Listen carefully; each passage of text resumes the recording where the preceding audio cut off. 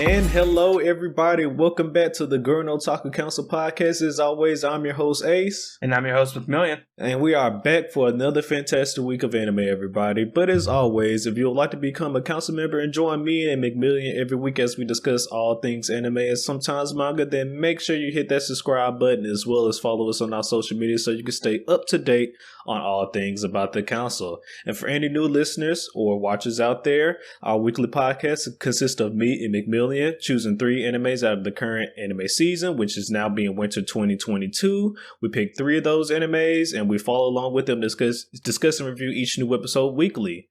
And with that being said, the council is now in session. Let the meeting begin. All right. Welcome back, everybody, for another week. I hope you guys had a fantastic week. I had a good week. It's been a eventful / non-eventful week, but however, we are going to hop right into some council announcements. So, starting us off with the council announcements. If I can pull my list back up, here we go. All right, so the SAO progressive movie, the second one, has been announced. I don't know how to say this first word, but I'm gonna try the best I can. Cesaro of Deep Night. I probably just butchered the fuck out of that, but anyways, it is scheduled for this fall. This is the second SAO progressive movie that they're doing. They're basically going and retelling the story of the SAO from season 1 through the perspective of Asuna. If you have not seen the first one was pretty good. I enjoyed it. We actually have a movie review of that up right now, so you can go check that out as well. That is with me and one of my good friends, Ryan. McMillian decided not to join us for that because he's an asshole, but it's all right. Not because I'm an asshole, but you guys did not want my perspective. That's all I'll say. Moving on from there, we also have the announcement for Shadow House Season 2, which is scheduled for July 2022. Now, I have a lot to say about this one, but I'm gonna let you start us off with this one, Emilio. Shadow House Season 2. What are your thoughts? I am excited. I thoroughly enjoyed Shadow's House Season 1. I appreciated that recommendation. A very solid anime. A very good time watching it. Really good mystery. It's still unfolding. If you're like me, you like mysteries because you like to try and see if you can solve it before you get to the end. But also, it's a really good story. So if you have not checked out Shadow's House, I definitely recommend it so you can be just as hyped as me for this following season. All right, and as we all mentioned just a few minutes ago, this is the season 2 announcement. If you have not seen Shadow House yet, season 1 is out now. Definitely go give it a chance. Moving on from there, we have another Netflix anime that got announced here, everybody. Vampire in the Garden, which is scheduled for May the 16th. Any thoughts on this one, McMillian? Oh, excuse me. I think it might be interesting. I looked at the trailer for a little bit. I know vampires are usually hit or miss, I feel like, when it comes to anime. Like, it's either, like, it either goes crazy, like Vanitas, or it could, like, fall by the wayside sometimes. But, so I want to see, hopefully, what, like, Netflix does with this. But it's something to keep an eye on, I feel like. I agree. Netflix, like even just the Netflix animes, they're either just hit or miss. So they got some decent ones out there on Netflix, and they also got some bad ones out there. Like Anju, I think it's a pretty decent Netflix anime. It's a lot of CG, so some people may not like it because CG, no, run away. But anyways, so yeah, I might be giving this one a chance, especially since I just watched Vanitas, and I know it's another vampire anime that I enjoy that one, so I might give this one a chance. So, moving on from there, we got the Season 2 announcement for Goblin Slayer. If I'm not, correct me if I'm wrong or not, this is also an isekai. I'm not sure if it is. It's not? No, not to my knowledge. From what I know, all characters are born and exist within this world. It's just a different fantasy world with the main character is not interested in doing anything except slaying goblins. Okay, well there you have it. All right. I have not watched season 1 of Goblin Slayer, but I have heard good things about it, and so since we got a season 2 announcement, I might go ahead and give this one a chance. I'll add it to the queue, and we'll see what's going on. Going on from there, we talked about this like a few months back, but the Dr. Stone special episode is set to premiere on July 2022. We got this announcement along with we got the season 3 announcement for Dr. Stone, which is set to premiere sometime in 2023. But before that, we're going to get a special episode with Raisu, which is, we don't know who that character is. I'm pretty sure we're going to learn more about him once we see the special. But anyways, your thoughts on this, on the special episode of Dr. Stone? Give me season 3. No, I'm joking. So I don't know if I'll check it out or not. I'm not sure. Usually special episodes, they are, what do I want to say? They're not usually the most entertaining things, because usually it's like, we're here to have like the voice actors talk to you, or we're here to, I don't know, give you maybe a preview or something. So sometimes, I mean, they're worth checking out, other times not so much. So I guess I'll wait to see about this one, but I'm excited that more Dr. Stone is coming. Correct. No, I think it'll also be interesting to see, the Dr. Stone, I guess, told from the perspective of somebody that's not Senku. So, might not be getting a lot of science or something this episode. So it'll be interesting to see, what they got in store for that. Yep. But moving on from there, so we have another anime that got announced, scheduled for this October, The Eminence in Shadow. Now, me personally, I don't know anything about this one, but our friend McMillian does here. So talk to us. I have been reading this manga for I don't know how long. It is hilarious. I discovered it, I think, not last Christmas, but the Christmas prior, and I was reading it on my way to the airport, and I told my best friend who was dropping me off, I was like, bro, you gotta check this out when it becomes an anime or something. This is hilarious. Probably like one of the most funniest things I've ever seen. Ooh, excuse me. To what I can compare it to is, if anyone's watched Konosuba, it is just as funny, if not more so than that. Like, it's something to keep your eye out for, is all I'll say. It has McMillian's stamp of approval. All right. Going off from there, we're almost to the end of our list, everybody. We have Ruby, Ice Queendom, scheduled for this year. Now, Ruby is many different things. There's a manga out, and if not mistaken, McMillian also said there's a comic book or something like that out as well. Yeah, there's comics, manga, and then there was also a CG project that was out. Yeah, I believe it's getting a anime adaptation. So why don't you talk to us about Ruby? So Ruby originally came out, I think, I don't remember exactly what year, but I know it was sometime when I was in high school, so like maybe somewhere in the 2010s, a little, possibly even before then. It's a CG anime done by Rooster Teeth. If anyone's familiar with YouTube, you probably have heard of Rooster Teeth once or twice before. It's not that bad of a series. Now, there's some in the middle of the story. There's a little bit of but if you can make it past the it's decent. Okay. So I'm interested to see what this anime is, because I hope it's not a retelling of the series, because I just feel like that'd be kind of a waste. But also at the same time, if it's something like original, I hope it just stays true to the character in the world. Okay, even if it is a retelling of, I guess, the first season or whatever the manga, the CG project cover and whatnot. I guess this is for more of the people who may not have seen it. In that aspect, do you think it'll still be a waste if they just retell the same story they're already telling? Now, if it's for people who have never seen it, probably not. I don't think it'd be a waste of that, especially since Ruby in the first season, everything outside of combat does not look good. And I mean, like, the characters look fine, but when they move, it's like, this looks wrong. It looks stiff. But everything else around it, I think, is pretty cool. Like, it has pretty fun characters, a pretty interesting world. It just, they kind of need to flesh out, I feel like, the overarching stuff a bit more. So if the anime can achieve that, I think it wouldn't be a waste. If it is a retelling. Sounds good to me then. Well, moving on from there, everybody might want to go check up on your favorite degenerate, because the season 1 of My Dress Up Darling has come to an end. Make sure you check up on your favorite degenerate. Make sure they're still doing okay. Make sure they're alive and well out there, because they may be down bad right around now. So My Dress Up Darling is an anime based on this girl named Marin and a guy named Gojo. Gojo likes making dolls, if not mistaken, that's what it was. And Marin, she wants to be a cosplayer, and Gojo is going to help her accomplish that dream. And, we follow along with those two. And I presume, I've been hearing that they might be falling in love and stuff like that. I have not seen it, but It's a I comedy. think it's a comedy romance type anime. Yeah. Correct. You probably seen this if you're on Twitter, social media just in general. You probably seen people talk about this anime every week. So I'm pretty sure you know or seen the characters from this show one way or another. But it's over now.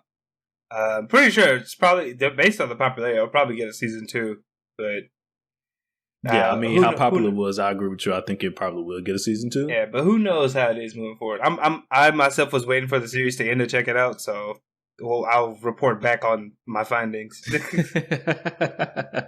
All right. Well, we're gonna move on to our last 2 announcements we have here, and this is one for you One Piece fans out there. We was just talking about the generous are down bad, but we are down bad. Us animes onlys, we are still waiting for the newest episode to come out after the Toei hack has happened. It's been 2 weeks now. We have not heard a word, at least on the official One Piece Twitter. I have not yet checked the Toei Twitter, but I don't know what's going on. I just want some clarification. I'm definitely gonna go do some more research to see what the hell is going on with this, but they need to talk to us. I'm not sure if the other animes that got impacted by the hack, if they started back premiering or not. I don't care about those. I just know One Piece. We ain't came back yet, so what's going on? He said One Piece needs to come back now. So yeah, I'm down bad over here. Y'all pray for me. I'm struggling a little bit, but it's okay. I'm gonna make it, and we gonna get by. We gonna get through this together, everybody. We're gonna get through this together. Okay. And then, last but not least, many of you may have known that today is Attack on Titan Sunday, but there is no Attack on Titan episode out today. Today's episode has been delayed till next week. The finale of Attack on Titan will be premiering on April the 3rd, but that's not what we're here to talk about. We're not here to talk about the delay. We're here to talk about what the hell are they going to do for this finale. Via the manga readers, there's still a little bit left 9 chapters to be adapted here, and they're worried that this ending may be rushed or it may be a totally new anime ending. And I gotta agree with them. I am now scared.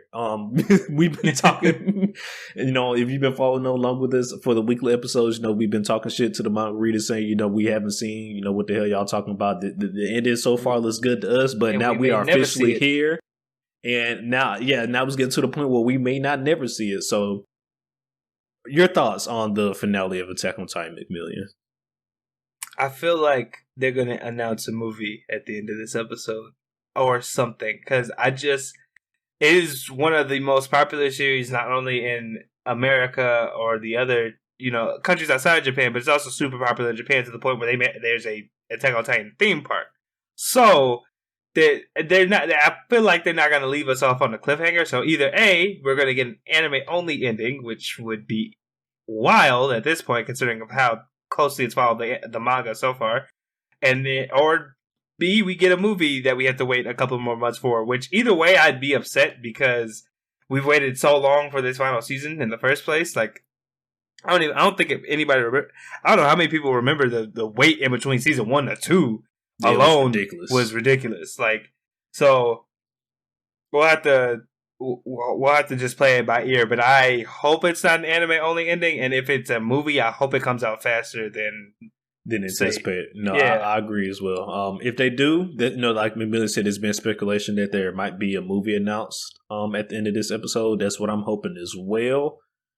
Because like McMillian said, I would just highly doubt that they do this series like this with how popular it is and just how much it's been doing in terms of popularity and just money as well. So, I can only hope that they wouldn't butcher this like this. I can only hope.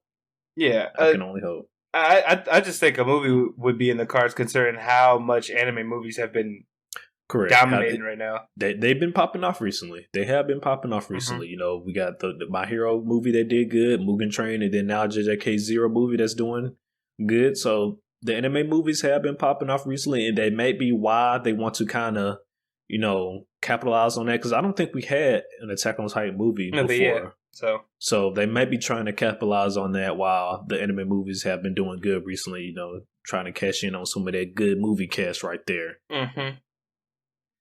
And all right. Well, that was the end of the council announcements. If you're excited. It was one thing that you forgot, but I won't forget because I'm a fan. JoJo fans. We gotta talk to Netflix. I apologize. It is right here. I apologize. We gotta JoJo fans. Don't worry, I'm speaking to my people right now. We gotta talk to Netflix. They moved part 2 of part 6 to the end of this month, to the end of this year, basically fall of this year. What are we doing? What are we doing? It came out last year. That shit should be sitting on my TV now. Oh, damn it. God damn it. But regardless, JoJo fans, let's try to maintain the hype. I've been seeing the reels of y'all posing. Let's keep it up. Let's keep doing that shit until hopefully we get our part 2. Because I'm just upset. Yes, I would like to apologize to the JoJo fans. I was not trying to skip over you guys. I don't know how I missed it. It's right here on my notes. It's right there, right here. I'm looking at it now. So I do apologize. But yes, the JoJo Part 2 is now scheduled for this fall on Netflix. One question I will ask, how do you feel about Netflix releasing the episodes in parts instead of weekly? Because I've been seeing stuff on social media saying that they should have just did a weekly release instead of releasing it more like a Netflix series type thing. So the thing is with that, Netflix is a streaming service that has that either A, will produce the anime, or B, get licensed to its streaming. And that's what I think it is for JoJo. So I don't think they can, I don't know if they can, I believe it's probably due to their contracts or whatever that they have with the people that they can't actually show JoJo the same time it's being shown in Japan or whatever. And just gotta release it like how it is to like Netflix. But granted, I try not to pirate anymore, but when I had heard that the JoJo Part 6 was coming out, I did check my old sources, okay? Natural old sources. And it didn't, and there was nothing online until the Netflix thing came out, so I'm not even sure if it's being broadcasted in Japan like that. So it's interesting. I feel like if they could do it weekly, because they did that for Call Me and Blue Period until it ended. They had weekly episodes because I feel like they seem to have the rights to those animes in entirety. So they do have the ability to release them weekly. But I feel like it's based on the contract. Like, are they do they have the rights in terms of releasing the episode, or is it more of like you have the rights to stream it, which means usually like how. Which means usually it's like based on contract. Like after the series is over, you get we're done broadcasting on TV, you get it on your streaming service. I'm pretty sure people are familiar with that with Hulu, or like how Netflix got Avatar technically after it was like done for a long time. So it's all about streaming rights and legalities. Regardless, it should have been in my lap this month. It came out last year. This is ridiculous. I didn't know it was that long ago when it was released. I thought it was just only like a few months ago. I mean, I think it was either fall or winter of last year. But regardless, it's been a long enough time for me to be like, hey, yo, where JoJo's at? Why it's not spring instead of fall? That's kind of crazy. Not even summer? Like, that's wild to me. Not even. No, I understand. No, I understand. I do. It do be like that sometimes. It do be like that. Mm-hmm. Well, that is the end of our council announcements here, everybody. If you're looking forward to any of these animes that have been announced, let us know down below in the comments. What you guys think of these announcements. So moving on from there. We're going to go to into our episode for today, everybody. Excuse me, I'm fumbling on my words. And we only have one anime to talk about today because 86 ended last week, as many of you know. So we said our goodbyes to 86. Is definitely a good anime. If you have not watched 86, yet, please go check it out. Season 1 is now over. It is out. It is an amazing anime. Go check it out. And then once again, as many of you know, today Attack on Titan has been delayed, so we'll not be covering Attack on Titan as well. So we are just left with the Case Study of Vanitas. It ain't no problem. This episode, no problem at all. So we're gonna move right along into Case Study of Vanitas, episode 23. Tearful Night? No, Tears Like Rain. Tears Like Rain. What the hell did I get that from? All right. I'm just messing up today. That boy didn't get enough sleep, yo. I don't know. I don't know what's going on right now. Episode. Let me correct myself. The Case Study Of Vanitas, episode 23. Tears Like Rain. All right. So we're gonna move straight into our what we learned / major event section.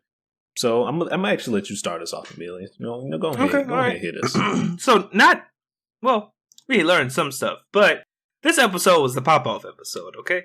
Because we get back to where we left off, and Vanitas has a gun, and he's just letting it. And Mikhail's trying to be like, oh, I'm over here just trying to convince Noy to suck your blood, and Vanitas not having it. He lets off 3 shots at Mikhail, and he's just like, oh man, why you gotta shoot me? Why didn't you call me Misha, brother? What's going on?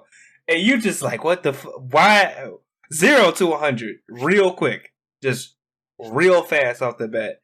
And the fact that like Mikhail still has Dom hostage and Vanitas is out here immediately trying to kill him leads to Noy and Vanitas having to clash. And boy, what a clash it was. Yes, it was. Now, if you would have told me we was getting a fight like this today from Vanitas, the Case Study Of Vanitas, I wouldn't have believed you. These boys popped off today.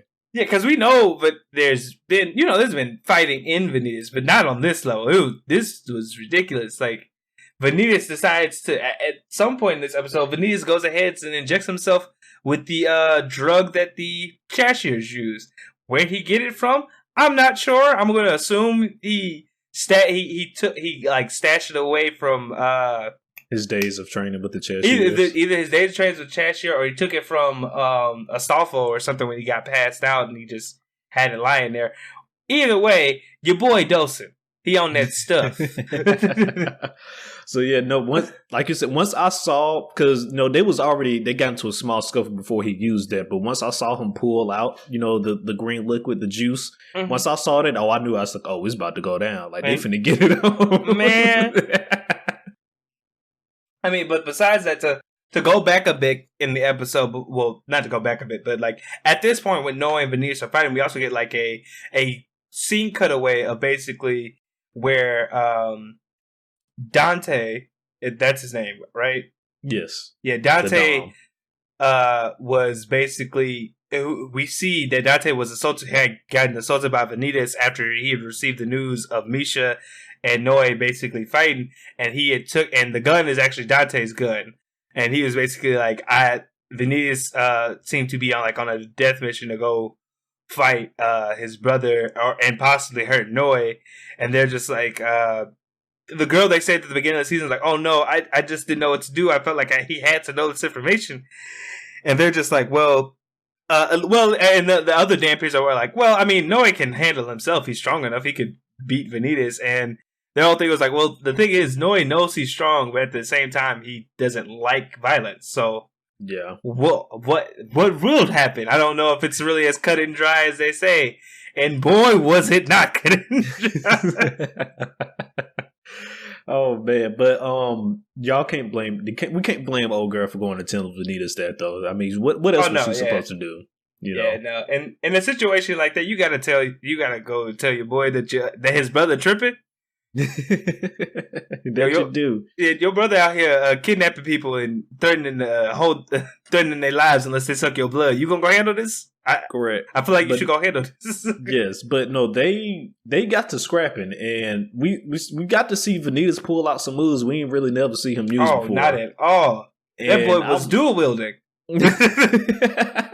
And when he started so he actually started using the book to attack Noe, and when he started doing that, I was like, yeah, man, you acting different out here. You ain't never did that before. You acting real different. You ain't never pulled this move out, and you want to pull it out against Noe. Oh, okay, I see how it is.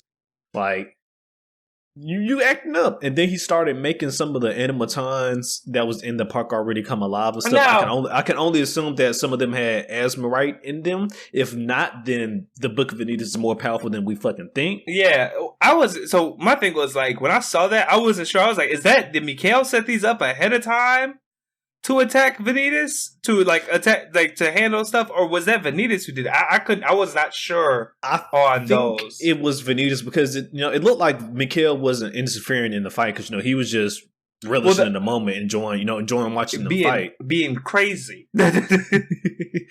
I mean, I get that. It was just like the way it happened. I wasn't sure because it didn't show Vanita. Like, it didn't show if the book spells or whatever had actually touched the machines, or if they just decided to come alive because of proximity. What happened after he was shooting a lot of those blasts. Well, yeah, I know. I just like I said though, it didn't. I didn't. The blast. But yeah, they didn't physically. Yeah, they didn't physically show it hitting the automatons, but it did. That happened after the moment where he was shooting out the blast from the book. So that's why I just kind of made the connection. Like, okay, Vanitas, you out here making automatons coming alive and stuff like that. Mm-hmm. And I can only assume it was him because Mikhail wasn't interfering with the fight. So it had to be Vanitas. Yeah, probably. It's just damn. Because he had them shits dogpile annoyed to the point where he had to, I don't know if he snapped his arm back in place or what, but he got rid of that cast real swift after that part. Yeah, he did. That he did. He had to go ahead and get serious. But while it was part of boxing episode today. We did, as Millie said earlier, we did learn some things today. And one of the things we did learn today is, if you guys were paying attention from when the Beast of Guavan Dawn arc was going on towards the end of it, Vanitas mentioned the name Luna. We didn't know who Luna was. We didn't know what was going on. But we got the confirmation today, and Luna is one of the other names for the original Vanitas, the Vanitas of the Blue Moon vampire. We don't know if that's his real name, his or her real name. Well, I believe that's what Vanitas called him, though. Yeah, I believe it's the name Vanitas gave him, because if you remember correctly, like last episode, original Vanitas was like, people call me Vanitas, but I don't really have a name. You can call me whatever you like. So I was like, correct. Vanitas must have named him. I assumed this like a while ago. I don't know if I said this on the couch or not, but regardless, I fucking called it. Pick up the phone. Yeah, we learned that. Another thing we learned is apparently Vanitas or possibly Luna may have hypnotized Vanitas into going on like defensive mode or becoming very hostile anytime someone tries to get a hold of Vanitas' memories. Well, Mikhail did say that Vanitas self-hypnotized himself, but we also did learn that for whatever reason, the original Vanitas, Luna, she told our Vanitas, he or she, we still haven't got a confirmation for that, but he called him father, so I'm just going to call him he. That he told him to never let anybody acquire your memories. We heard the voice of the original Vanitas saying these words. Over and over as Vanitas' fault. Yeah, over and over again. So something happened between the original Vanitas and our Vanitas. Also to the point where when Vanitas first showed up to confront Mikhail, he mentioned that how Mikhail really doesn't know what's going on and why the real reason he did end up killing the original Vanitas. He also mentioned he was trying to erase all traces of the original Vanitas. We don't know what for, but he was trying to erase all traces of him, and he just kept mentioning it like you just don't know what's actually going on. Yeah. Which really just comes back to the further point of when Noe was making that, you never really tell anybody what the hell's going on. You always, he even mentioned it himself, you always think you have all the answers for yourself, and you never just tell us what the hell is really going on. Like, maybe we can help you with this situation. You never know. So there's a bigger mystery here starting to unfold now, that the original Vanitas may have killed, not the original Vanitas, our Vanitas may have killed the original Vanitas for a bigger purpose and not for just some revenge type thing. It seems like there was a reason. Maybe even the original Vanitas wanted the Vanitas to kill him for some reason. We don't know. It's just, it's starting to unfold, but it's crazy. Because now, like, based on what Vanitas said, it does definitely seem like he killed original Vanitas, the original one, because he even says, like, would you really undo all the work I did after killing that vampire? Like, he says in relation to Luna. Another interesting thing, though, that was pointed out is, like, when in the beginning episode when Mikhail and Vanitas talk, Mikhail's like, oh, brother, you didn't expect me to be alive. I didn't either. I was like, what the fuck happened? We know he was dying in the last episode, but was that what really killed? Like, it seemed like they had gotten, and when he got sick or whatever, it seemed like they had handled that. So I'm just like, well, who saved you? But it did like you're correct because it didn't show us him actually being saved in that situation. We just kind of assumed, but apparently either in that situation he died or in a different situation after that something happened and Vanitas thought he was died. Yes, but somebody saved him. Happened. Yeah, well, someone saved Mikhail because he's like, oh, someone graciously saved me. And it could be our favorite person that we know and love. Charleston. Nania. Nania. Could be our favorite person we know and love. We know we theorized that maybe he could be working with Nania / Charlatan as well, but yeah, we did. This episode might have just confirmed it. It could be that, or maybe he's working with that. The only other thing I was thinking could possibly be the clockwork. The clockwork fiend. Yeah, because he has a whole bunch of He has a metal. He has a metal arm. Yeah, and a metal dog, as well as he was possibly responsible for those automatons that attacked Noi. So that is a possibility because we do know that they're setting something up for the clockwork fiend because at the end of at the end of the Guava Dawn arc. He sent Dante and the other Dom to go retrieve the piece of Asmorite from the alteration engine. So we know he's planning something. So he, like you said, he could have been the one to save him. I didn't think about that. Yeah, it's just something to keep an eye out for because I mean the fact that he possibly ran into I had a run-in with Mikhail and he couldn't necessarily use Mikhail's book, but he was like, I might know enough of it now to make my own in a way. Yeah. So. Yeah, no, so that's pretty interesting. So yeah, it definitely could be the Clockwork Fiend. My money's still probably on Nania though. That I just listen because if she finds Mikhail and she's like, oh, he got a book of Vanitas. If she can get his true name and just not even necessarily get his true name, but just get her on his side, get him on her side, then she has a powerful ally. You know what I mean? So like I said, my money's on Nania. It looks like his money might be on the Clockwork Fiend, but only time will tell who's Mikhail is actually working with. But yeah, so we go from there, and we had an amazing scrap, as we keep saying, between Vanitas and Noe. When we get to the end of the episode where Dominique is having a inside discussion with herself, with her inner self, if you will, she's having an inner talk, inner dialogue. And she's trying to force herself out of the confusion because she clearly sees no way down there struggling fighting against Vanitas, so she wants to go help him, of course. But she's having a hard time breaking the confusion to the point where her mind plays tricks on her to where it makes her jump off the bridge. Anyways, not the bridge, the Ferris wheel, top of whatever structure she was on. The Ferris wheel. Thank you. And the reason that it came out to be was basically it's like if she had made any type of movement, if it wasn't that whatever mind thing she was under would have was gonna force her to jump anyway. So she was just like, well, the best solution is to take the plunge. Yeah, and she was fully prepared to sacrifice herself. And Noi, the moment it happened, tried to run and get her, but obviously. Him being preoccupied with Vanitas made it so he couldn't get there in time. But luckily, everybody's favorite Brewer shows up and saves the day, even though to the dismay of Dom. Did you think that was interesting?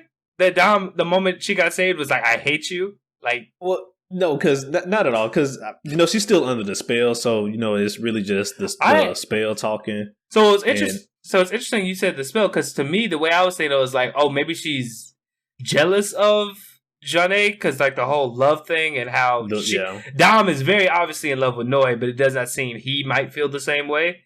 So I was like, maybe she feels frustrated in the fact that like the one thing she tried to do, even if it was going to doom her, to save the person that she loved was ruined by this girl that keeps showing up all the time, Yeah, but that's how I interpreted it. Yeah, but I think it was just the little mind control that he had on her, because she even told her, she was like, no. Then she told John A, she was like, get away, run away from here. And then she proceeded to be like, I hate you and stuff like that. But I'm not surprised that John A did show up at all, though. We knew that John A and the other vampires were on notice that Dominique was not back because she was supposed to, respond back to her posts and stuff like that. So it makes sense that they showed up because they was already worried about her. So it makes sense that she showed up. But I'm glad that she did show up because now it gives time for Noe to go and confront Vanitas one-on-one again and not have to worry about Dominique. And the thing, like, the stakes are getting crazy, everybody. Yeah, because it definitely seems like John A about to scrap up Mikhail. Because the stakes are getting crazier. She tried to fight him a little bit, but Mikhail shut off the astromite and her gauntlet, which was cool because I don't think until today I don't think there was confirmation that her gauntlet worked off astromite. Correct. So that was an interesting thing to see that the Book of Vanitas might be able to disrupt other astromite based technology. Correct. And then also it's like, how far does this obsession or need of astromite go? Like what else is it that we might not know? If I'm not mistaken, when we learned at the very beginning of the series that a lot of the city is like the stuff in the city is powered by astromite, especially in the vampire world, if I'm not mistaken. Like, I think that was one thing that they did touch upon. I might have missed it. It's just been a minute since, the beginning of the season, obviously. Mm-hmm. But I think that's something they did touch up on though. But the stakes have been raised, and thankfully, this was not the last episode. Everybody, we got another episode coming out next week. Thank God we're not ending on 23 episodes. I mean, because if they would have ended on this cliff note here, I would have been pissed. Yeah, because right now we have no idea what happened, other than the fact that it looks like Vanitas may have stabbed Noi completely. We know based on. I'm only assuming because based on the beginning of this series, Noi said this is the story of how I ended up killing Vanitas. That he's not dead, but I would like to know if he actually got stabbed or not. That's huge because I was just like, it seemed like that he might have gotten through to him at those final moments, but it gets cut off right at the end, right at the climax. Correct. And so once again, I'm glad this episode was not the finale of the season. Mm-hmm. We will be getting to episode 24. Hopefully even episode 25, but today definitely they could have ended it here if they wanted to be dicks, because it definitely felt like a season finale. But luckily they didn't do us like that. They did not do us like that. Yeah, luckily enough. we're gonna be back next week with another episode of Vanitas. So moving on from this section, that's the end of our major events / what we learned. We're gonna head on over to some dislikes, everybody. And for me personally, I don't have any dislikes for this episode. We got more exposition than I expected us to get this episode. I think they blended it well. I think that was a good thing. Me personally, I don't have any dislikes. You, McMillian? It's not a dislike, it's just a slight nitpick. I just wanted to see hands thrown, and when the robot showed up, it kind of threw me off. Not gonna lie, because I was like, again, I'm still confused. I don't know who the fuck set those up. I don't know if that was Vanitas or Mikhail. Regardless, though, I just wanted to see boxing, and it interrupted the boxing just a bit. Interrupted the boxing because they was going at it, and all of a sudden, I see this giant teddy bear trying to come up and kick. No, I'm like, what the fuck is this? Who designed this? Because I know that's not Vanitas doing this shit. Can't be. I feel you. So I was like, that was random as hell. But it didn't deter me too much. That's why I said it's a slight nitpick. But it was just random. I was like, I don't know what the fuck is going on now.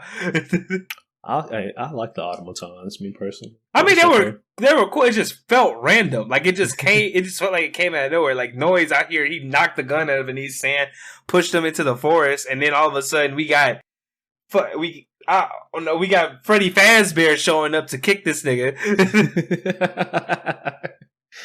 Oh man. Well, there you have it. That's in the deck section, and we're gonna move into our favorite scenes now. And I'm gonna go ahead and start us off with this one. And I think you mentioned this one earlier, but one of my favorite scenes from this episode is at the very beginning of the scuffle when Vanitas is talking shit to Vanitas, and he was like, if Dominique is gonna make you interfere with what I got going on, then I'm gonna just go ahead and take her out the way. And when he said that, our boy Noe did not like that, and he charged the shit out of Vanitas. Man, it's funny that you bring that up. It's partially on mine, because for that scene I have Vanitas went from 0 to 100 immediately, because there was no pause in anything. He showed up with the gun, ready to scrap, and then he just kept talking shit to Mikhail and Noe. And you just see Noe just launch at it. It was framed so well. For me, another besides that, the moment where Noe has to stop himself from killing Vanitas, where you get the inner thought of like, oh, hold on now, what the fuck am I doing? And like you just see like time. So, and also one thing I really like about this episode, and I think Ace might also be a huge fan of this, the fact that it was raining the entire time and you had to see the fight go with the rain. Yes.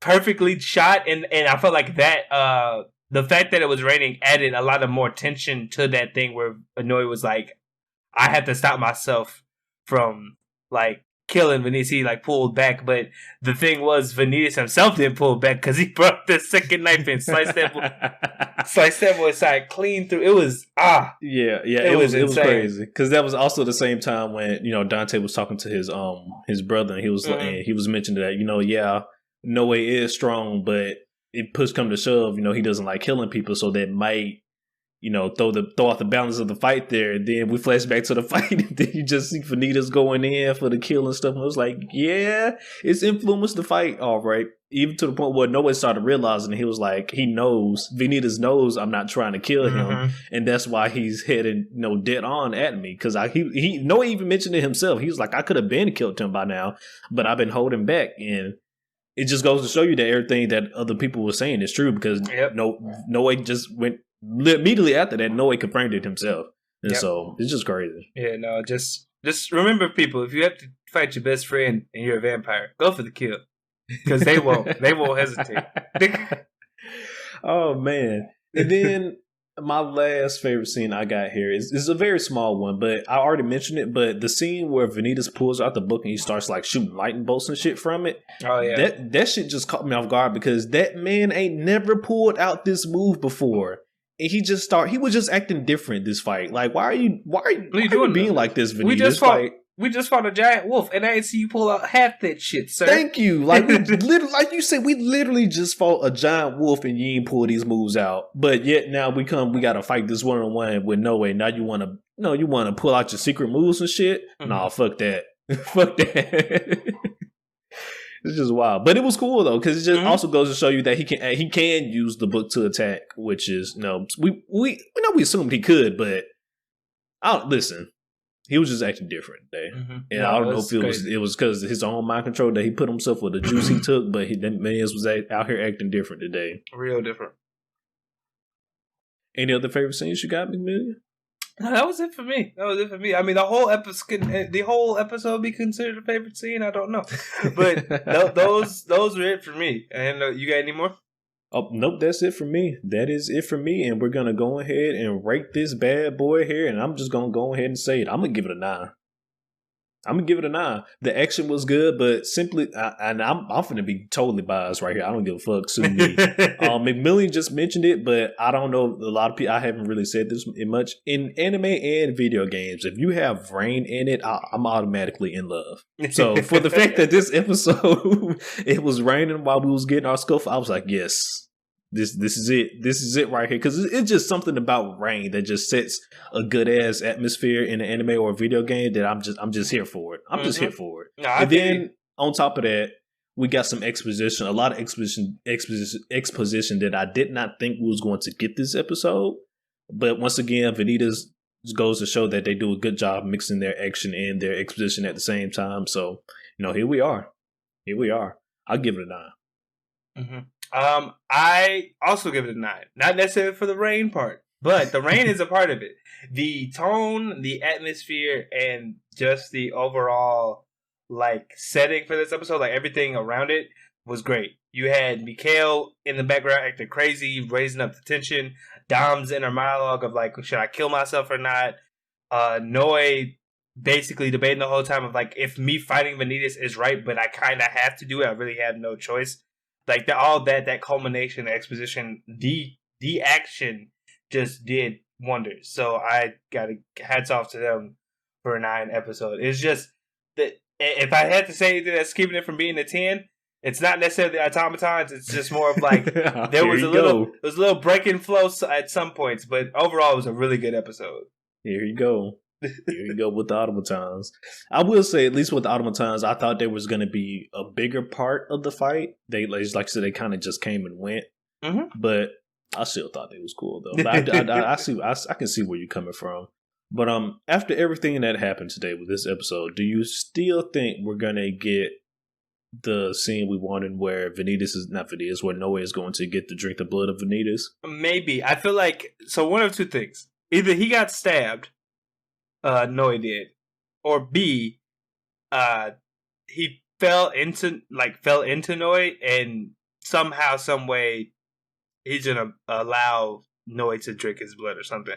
Because at the end of the episode, like right before that scene where the whatever they were saying all collapses and it looks like Vanitas is about to go for the stab, you see like those threads in his mind that were kind of like blocking or whatever. Like I feel like they were supposed to be like a representation of him guarding off whatever he was trying to protect. They were coming down. So I don't know. I just feel like that could be symbolic of the thing that Vanitas might allow, either tell Noe about his past or allow Noe to drink his blood to fully see what might have happened. But only time will tell. Yeah, okay. And then one last thing before we go, I forgot to mention this. I already mentioned Vanitas was out here acting different today. But, so you remember that scene where like he was shooting Noe with the gun, but then he lost the gun and then Noe charged him? But then you see that the gun was like enthralled in these wires and stuff, and he set it up to shoot automatically anyways and stuff like that. That was fucking wild because first of all, where did you pull these threads from? Like we ain't never seen this man use wires and shit and fight like this before. I thought he has used wires on his knife before, but at least not like this. I'll say that. But I could have sworn we've seen him use wires before. It's just really early on. I can't remember. I really can't. I don't think we have. We might have, but I really just don't remember seeing him using wires like this. Well, we'll have to check the tapes, but they'll let us know probably in the comments over there. Well, all right. Well, that is all I had. You got anything else for us, McMillian? Nah, it's a very short episode today. Well, all right. Well, go ahead and take us on out of here then. All right, guys. Appreciate you. Thank you all for watching as always. If you want to stay up to date with us, please go ahead and hit that subscribe button. Also, consider giving the video a like and, comment to tell us what you thought about this scrap of an episode. You know what I'm saying? It was a lot happened. If you want to keep up with us on everything else for my audio only listeners, consider following the podcast as well, giving us a good review. You can find us on Twitter at Gurren Otakus, on Instagram at Gurren Otaku Council. And any news in regards to us will basically be passed out through that. As always, guys, have a great weekend, day, whatever. We love you. This is the Gurren Otaku Council signing off. Meeting adjourned. Peace. Peace.